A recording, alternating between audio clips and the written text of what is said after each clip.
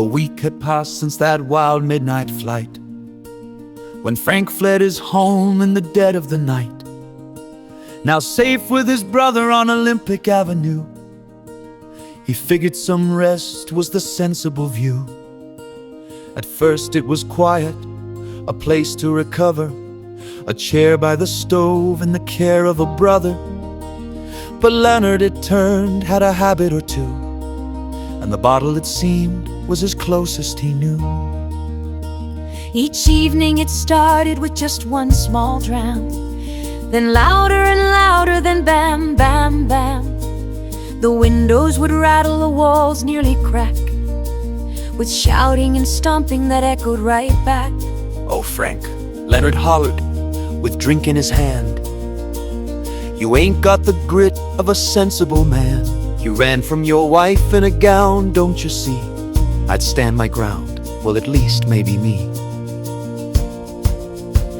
Then crash went a bottle, then crack went the pane, a perplexing display that defied any sane. Glass on the floor and names in the air. Frank blinked and just stood there in brotherly glare. Now Frank scratched his chin and he weighed up his plight. Two storms in his life, one loud, one with bite, but one spoke in fury and one spoke in flame, and oddly enough, they weren't quite the same.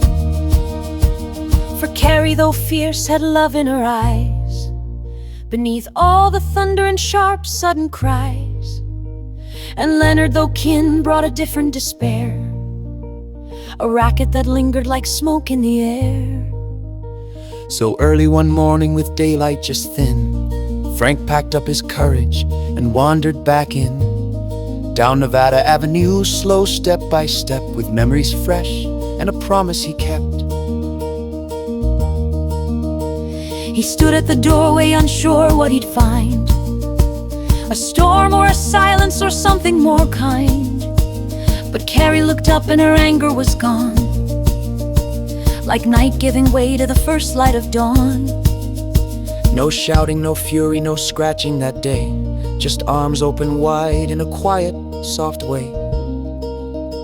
And Frank, with a smile that he couldn't outrun, stepped back to the place where his heart had begun. So sometimes in life, though the path may divide, you learn where to stand and just who's at your side. For love may be messy and tempers may flare, but home is still home if your heart's waiting there.